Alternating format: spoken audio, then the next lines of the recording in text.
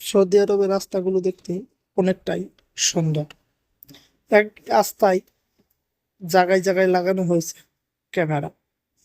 এই রাস্তার টান হলো 120।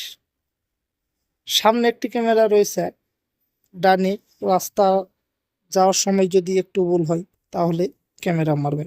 আমরা এখন রয়েছি উপরে রাস্তায়।